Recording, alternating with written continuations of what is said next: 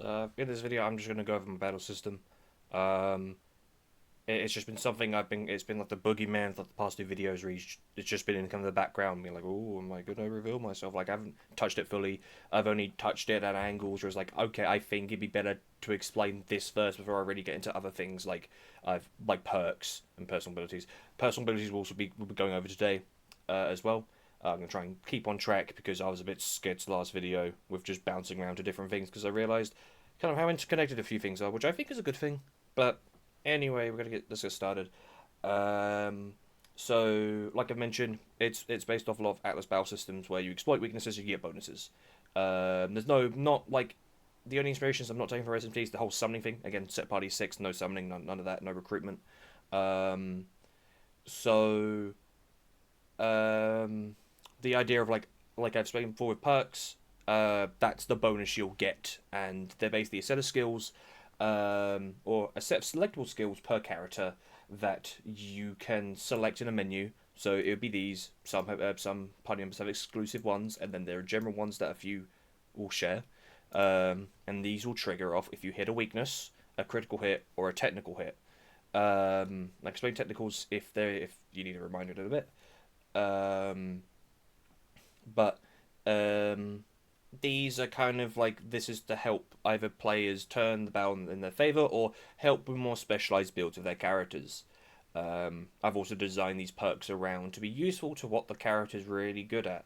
Um, so, for example, Daisy being pretty good at defense, she has one for enduring. So, the next hit she takes, if it's lethal, she survives it.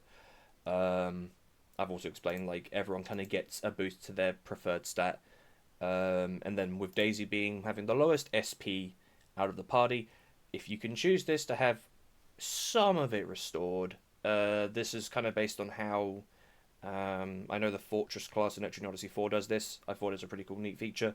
So I might, depending on how, if this is a bit broken, I might remove this, but it's here for now. Um, so everyone has personalized perks, general perks, and then there's more I need to add on here, but this is just this will be good enough to explain for now. Um, so what else is there? Um, oh right, so when it came to obviously RPG Maker's standard turn-based setting um, does not work for me. I really don't like it. I've said so before. Where you pick all your actors' moves and then you just go. It's not what I like. I know a few RPGs that do it, but it's not what I want for me. I want everyone to go when it's individually their turn, and then they do their action when you've chosen it. Um, so what I have done, or I've tried to look at plugins that could help me do that, um, and most of them were just ATB stuff. I really don't like ATB. I mean, I haven't played many games that do ATB that much, but like, I think I don't know if it's just me not having the patience, but I sat through like the early moments of Final Fantasy VII. I'm like, I don't just want to wait for the bar to fill up to go. Like, it literally takes the argument where people who don't like turn-based games say you generally have to wait your turn, and like you do just have to wait your turn in ATB. Like, I feel like you don't really have to in traditional turn-based because you at least are watching out for the move the enemy is going to make. Like, there is at least something happening. Um, so I know it's based on your speed, and I'm pretty sure mid Final Fantasy VII gets faster and pretty complex. But though that like the opening chunk or like the first act is like okay, it's a little bit, it's a bit annoying for me. So anyway, I wanted individual turn-based system. So you go on your turn, um, and it's in rounds. So it goes in rounds. So it's kind of like Octopath Traveler where things are done in rounds, and there's a turn order.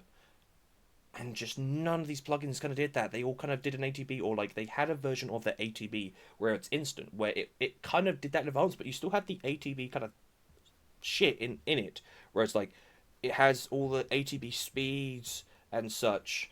I don't know if I still have some of the plugins that did it. Um, I don't. I think I chucked them all out. Um, I know I used the Victor Engine one, although that was pretty good. I like that. I used that quite a bit. That had a turn order window as well. Um, and what else was there?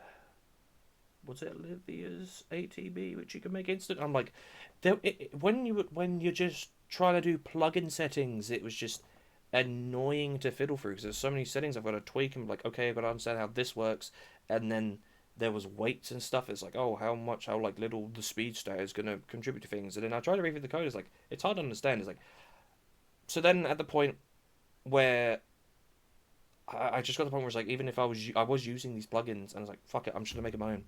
Um, so we can actually get into some code now. This is the battle system that I've written. So this is I've rewritten or added more functions to the battle manager that handles the turn order and actions in the way I want it to. So I can go over this a bit more thoroughly in a second. But yeah, it just rewrites it so it's more individual. So I can kind of start at the top, really. Actually, I think I will start here. So the additional, I mean, I could use other. I am basically making duplicate, what's the word? Variables here. But I mean, I can go and clean this up later. At least like it fucking works. Um, so like turn index, I know is a thing. Turn order, I don't think is a thing. I think it is, but I made this for my own. So round counts how many rounds has been. Turn order gets like the order of everyone going in. Turn index is where in the array here is like okay, what number person is going in the round. So if Ava's going first, then this would be 0 because obviously arrays are 0 indexed in JavaScript. And range is the speed is for this, which I'll get into in a second. So obviously it starts off, it checks to see if like okay, if it's a surprise, if it's a preemptive, and then it gets the turn order with speed, which basically it gets the range of the quickest and slowest actor, halves it, and makes it so that like I didn't like because I know I wanted to shake up a bit. I was like I didn't want your static speed stat to determine the turn order because like fucking Ava's gonna go first all the time, and Eric's always gonna go last. I wanted to kind of shake it up a bit where there's a small range that is rolled, and you land kind of in between it, which is what this is. So, um, so this is what the actual speed is that it takes your speed, and it's your speed stat, and then it adds like it could either be between half of like the range up and half the range down, and then your luck stat kind of contributes a little bit to a higher range, so you might have a better chance of going first or getting a higher number because it increases that range. But what am I going with here? Yeah, so basically this just calculates like the speed, takes the range into consideration, and this sorts out the turn order. Well, no, this sorts out the turn order where with all the calculated speed, everyone gets sorted out, and then it gets put into the turn order array. So we have that, and then I've updated this, so I put my own functions over these two. So when a battle starts, it will automatically go to round start, which obviously sets things up. So sets a fresh battle or sets a fresh round to go, and then it will jump to this individual turn. Gets the actually no, it will go to make action orders, which is I think it's individual turn that goes first. It's been a while since I had a look at this. Yeah. So basically, individual turn checks to see okay who's up first in line. Probably gonna be Ava. And it just double checks things like oh if the extra turn perk is on, then obviously this is just I've got a few fail safes. Like okay, I probably need to do a lot of error handling. There's very little error handling, and I'm a bit shit. I've got to remove that. I need to take you out. And it just checks. Okay, it grabs whoever is going in that. It get two of us next in order. Handles their input. It's different if it's an enemy or an actor because obviously the enemy, like the AI, does it in the game, in the engine. Sorry. And then if it's an actor, it then actually brings up the input window. I've had to change like it's basically changing. This is essentially just changing the logic when the input window is able to be inputted and when it needs to be taken away. And then that's helped by obviously the turn order array where it moves down the list of all the people in combat. So yeah, this is all just the window management and stuff. So this just individually makes everyone go in a slightly shuffled, but mostly based on their speed. That their speed is still a contributing factor. So if we go back to the project, I can kind of show a test battle how it kind of works. I can also I'll pull this in here and then do this. Yeah, here we are. Okay. So, oh, everyone actually got. Okay, this was a preemptive. So, it still shuffles turn order, despite it being preemptive, or you get ambushed. So if we can go to, let's see here, game actors. I can show everyone's like kind of speed stat. So Ava being down here, her speed stat would be, it's agility, isn't it? Yeah, 13. I know Daisy's is about. Actually, what am I doing? I can just pull up like this. Sorry, I'm a bit silly. I can just pull up this and show this instead. So, Ava's agility is the highest, mostly followed by Daisy with a decent of 6, and then Bethany's is at a 6 as well, and then Eric's is at 4. So you can kind of see in the turn order here that it's kind of been shuffled around by the range. So it creates a bit of so it's not like statically like okay. It's very predictable, but I don't want it to be. I don't want it to be predictable, but not like too unpredictable. Like a good like a little bit of randomness is nice. Because it could be kind of nice to see Eric kind of like not go last, or Bethany to go a little bit later on. Sometimes the positioning in when actors go in a turn order in an individual base system can really kind of help a flow of how a round goes. But I can leave that be. If I can, let me reset and hopefully we get a normal one. Yeah, here's a normal lineup. So I think things are nicely spread out here.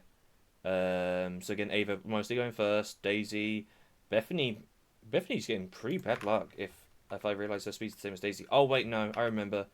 I'm a prick. So I've been giving everyone a bit of a few. I think everyone, obviously, they're kind of like the starting items, and a little bit of a dick with Bethany's footwear. So okay, equipment system. It's like Etrian Odyssey, where you have your melee, headgear, body, footwear, and accessory.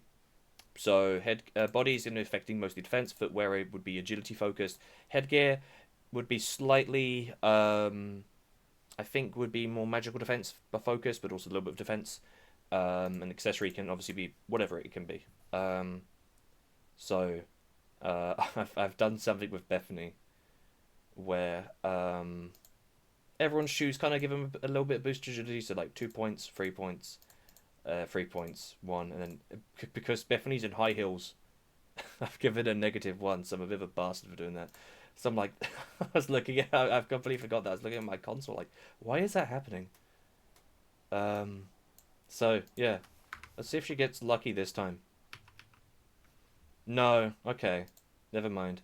But you kind of see how enemies go.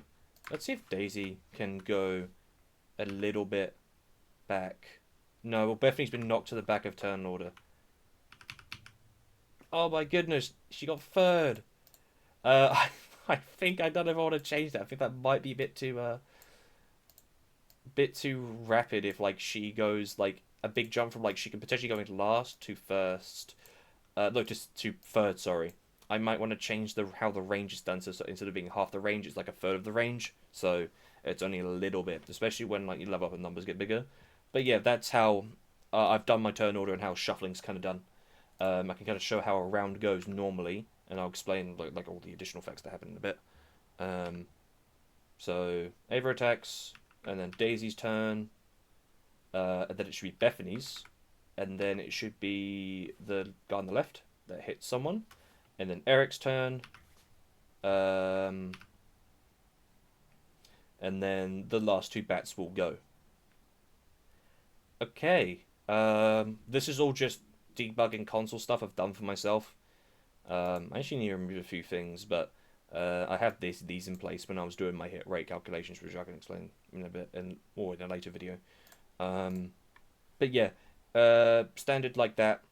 But you can also exploit weaknesses. So I've just made these bats weak to like most physical stuff. So Ava does slashing damage. So you can kind of see how um, perks will trigger. So perks can be reapplied. So Ava does have her agility perk active, which is this. And so she's hit weakness. So she has this until her next turn or until after her next action.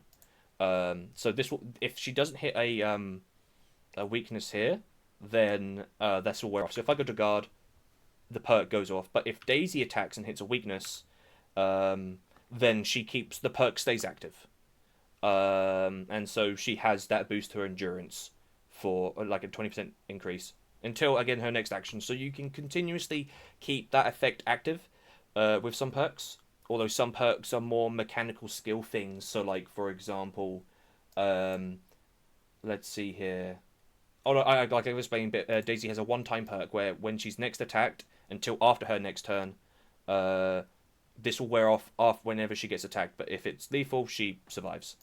Um, so yeah, I can reset here. I can. What else is there to show? I'm gonna cut this in the middle of the video somewhere. I completely forgot to kind of mention and explain the buff and debuff system I have. It's very much like SMTs, where you can stack up a few times and stack down a few times. But I'm unsure on the direction I want to take it because classic buff and debuffing stays until it's either removed or enemies will kind of push you in the opposite direction of where you buff them or where you buff yourself. But in more modern Atlas games, where in SMT5 and Metaphor, they only applied. You need to reapply them after a few turns because they will just fade. I'm not too sure what I want to do with this game, but I've designed it to be more classic buff and debuff like SMT3 and 4, so they do stay. And mostly there's mostly all party buffs rather how they've made a split in a modern SMT where it's single target and multi-target, and you unlock multi-target later. I'm not too sure what I want to do because obviously buffs and debuffs in SMT are very much built around the Preston system, and I think the Preston system allows that system to work really well. So I either need to adapt and change. Well, we'll go and adapt and change it to what will work with my game. I don't know if whether it be putting those in perks, but I don't know if I want perks. I only want perks to be little like minimal things. But I do have some big perks that do big things, so I don't think it'll be that bad. So this is very much still ideas in progress, but I can at least show off how it works currently right now. So let me get into a fight.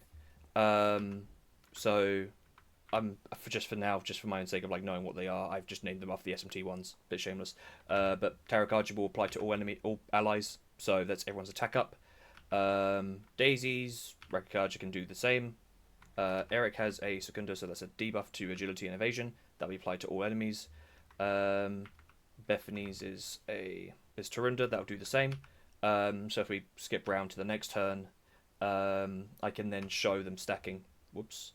I can show Daisy applying tier 2 Rakakarja, which is that. And it will go up to maximum of 3.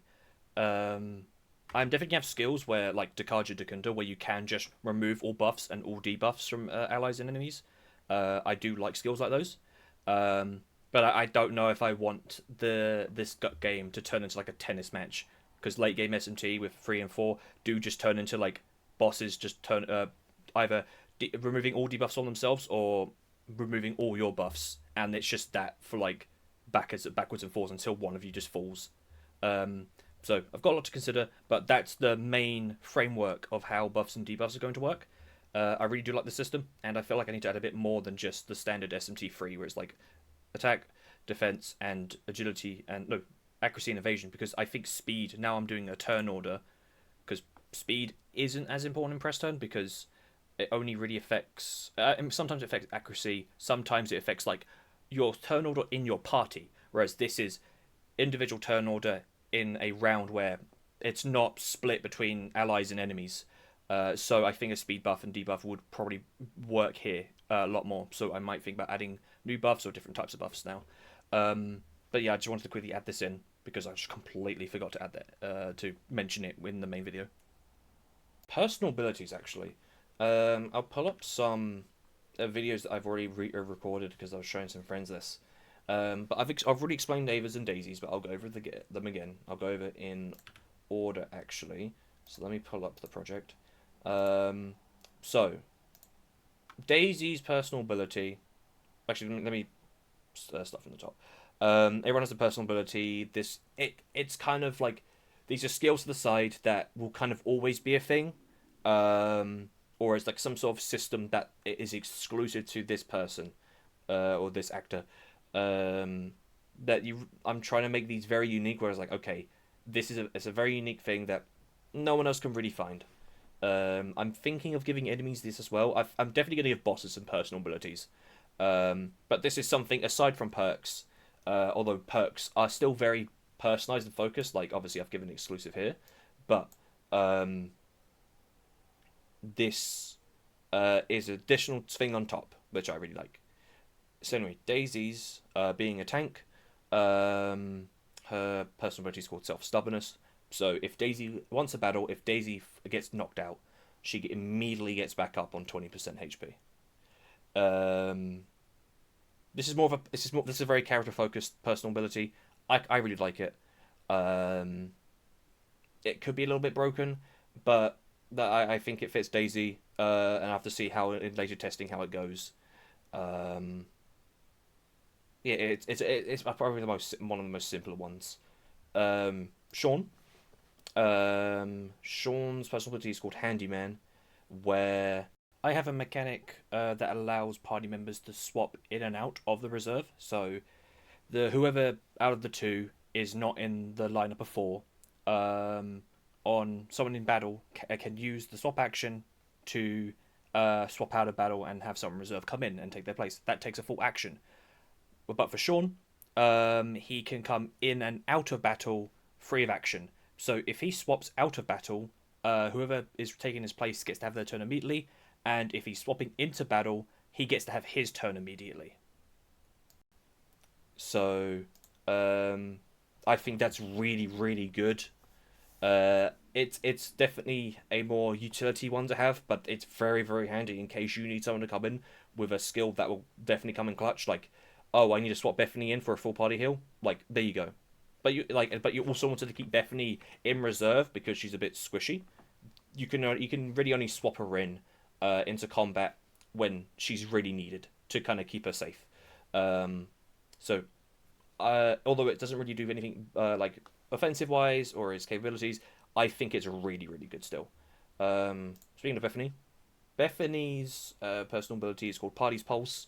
So any single target support skill is used on a party member, or I think any. I'm still kind of deciding this one. This one's still in this. It's been implemented, but I might change a few things. But any support skill that's put on a party member is also applied to herself.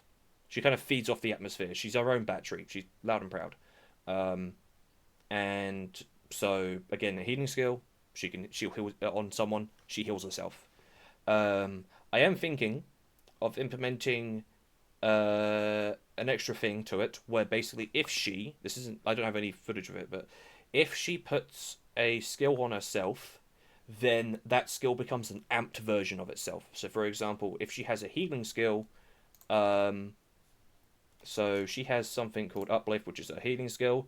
Um, if she uses this on herself, like yeah, it could be used twice, but I might make it so it uses it. The skill changes, and actually it's a more powerful version of this that's used. Um, so if you know what like magic charge is in SMT, where it basically you deal 2.5 times damage to your next magic attack, I might make it so that obviously Bethany can put that on other allies, but if she puts it on herself, then she gets a special version of it where it becomes 3.5 times more damage to her next attack, which is pretty nuts, but really leans into her glass cannon aspect of being a really good mage and support. So that's Bethany. Jodie has a whole combo system. It's called Rush Hour Rhythm. So there's 3 stages to her combo. So her skills are broken down. Before I show a video, her skills are broken down into 3 stages. So you have your starter, which is usually like a weak kind of skill. So 1-2 punches hits twice. This gives her a state, which then her next skills will check to see if she has the state, like as if she's following the order of events of the combo. So if you start off with a stage 1 combo skill, and then the next turn if you use a stage 2, which is a follow through, it actually changes this skill to use a special version of it. So in the description I've read here, it's 1 weak attack with a small chance of stun. I don't have the stun here, but imagine it does. But but the special effect, if she's following the combo order, it debuffs the target's defense, which does here, this is my little debuff system I wrote. So that applies the debuff system only if you've informed the auto combo. And finally, if you've used the stage 2 skill and you follow from 1, and then you use stage 3 skill the next turn to finish the combo, you unlock obviously the special version of that skill. So this is Essence of Sweeping. I'm just really leading to the Yakuza aspect of this. This is Jodie's personal abilities. Like, okay, what if I made a combo, like a brawler game, but I made it an RPG character? Very Yakuza inspired. So Essence of Sweeping hits only 2 enemies, but if you follow the order events, it hits all. And that's pretty good. I'm going to be careful where I'm handing out multi-target skills, because obviously they can be pretty powerful. Like Heatwave in SMT or Arrow Rain is really fucking broken. So I feel like you got to put a little bit more work into kind of to using the more powerful skills. So that's that. That's Jodie's whole system. So if we move to Eric, I've had to remember Eric's name because it's a stupid French term, mise en place, where basically it's it's just a term for getting your ingredients and your shit ready in the kitchen. Eric being the cook. This is, how do I put it? Basically, if Eric guards, which I've kind of symbolized him like not taking action, of him being a little lady, he actually gains a food prep state, which is somewhere around here. He gets applied with this. It doesn't do anything, but if he has this state and use any of his status effect skills, like how Jodie, if you follow her combo, then you get the special version of the skill. If Eric has the food prep state on him, then he gets to use the special versions of his status effects. It does the same thing, but it deals almighty damage, or typeless as I've called it. If you know SMT, it's almighty damage. It's the only very few skills that will deal typeless damage, so it ignores all resistances. And I think these skills are going to be the only magic skills that can critical hit. And these are scaled off of Eric's. The damage from these special ones are scaled off of Eric's luck and magic. So putting his luck a little bit more to use, and especially with the critical hits, goes off your luck great. So this sounds very Eric to me. This can really come in handy in any situation. Like, okay, if an enemy's resisting quite a lot of things, this is a very reliable thing to use, because it will just ignore stuff. Um, Ava, I've kind of gone over in a good bit of detail already. But just for clarification, so her system, she can summon doppelgangers of herself, so one at a time to a maximum of three, um, and they will repeat the next physical skill she uses, and then they disappear. So you need to stack them in advance before you use them if you want to use all three. Um, so, um, but the issue is if she gets hit, she loses all of them. But if she manages to dodge an attack that a physical attack that's meant for her, the doppelgangers counterattack, but they don't disappear. Um, so this is a bit. Ava's is a bit more like I'm more leaning onto her being a very. Ava's probably the most mid max type character. Like she's very specifically purposed for one thing, or a very few select things that her type of class is good for. But she has the dangers of being a little bit weak. Like I've shown before, she doesn't really have that good of a physical defense or a magical defense down here. Um, but that's all the personal abilities. And these are on top of all the perks. So, um, for example, I've kind of baked some personal ability stuff into the perks. So, if I go grab this list again, um, Ava does have a perk where she can summon a doppelganger if she does exploit weakness. So, you could technically get a system going if Ava can consistently trigger perks.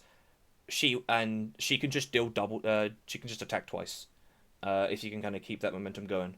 Um, so, depending on how, I feel like if she gets hit and she loses all of them, might be a little too mean because technically, summoning doppelgangers is just you banking your turns. Like in Brave, in like if you know the Brave and default system in Bravely Default, it's just that.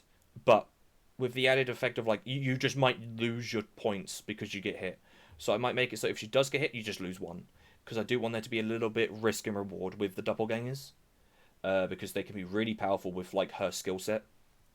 Um, One thing I do want to cover lastly, are my status effects. So this is where more the Etrian Odyssey approach comes in. I've explained classes, I've explained battles, I've explained perks and weaknesses. Enemies also have perks too, so this is going to be a very even battlefield. Um, I think I've briefly gone over technical in the last video, but just a quick refresher. Basically, if you hit an enemy with a status effect, they have a one-time weakness to a list of like this. So if an enemy is sick, then they have a one-time resistant to fire, and if they get hit with that, it counts as a temporary weakness, which is a technical hit. The status effect is removed, but you deal the extra damage, and your perk activates. Um, so I had this problem where I know a lot of bosses in JRPGs just resist most status effects, and it's like status effects are really useful and are kind of used to kind of not just make it a numbers game where numbers go down and then whoever goes the number reaches zero first loses. Um, so I was like, I need to make a system where it's like you can either ease your way into status effects or obviously you can make them worse or make them worse. I don't know. So my idea was status effects are broken down into tiers. Tier one is just the standards of like what the status effect is, but and you can make some worse if I can kind of see the logic for it. You basically achieve that by applying the same status effect on top of the pre-existing one. But like, for example, stun was only just stun. I don't think you can make worse because it will you only just be stunned for one turn. So I'm like, I don't know if you. I want to make that worse. Like that's just what stun is. Um, and for example, forget is like, oh, you just can't use the skills menu. So like, I don't know if I want to make that worse, or I can't logically see like how could it get any worse? Like, oh, you can't defend. I don't know.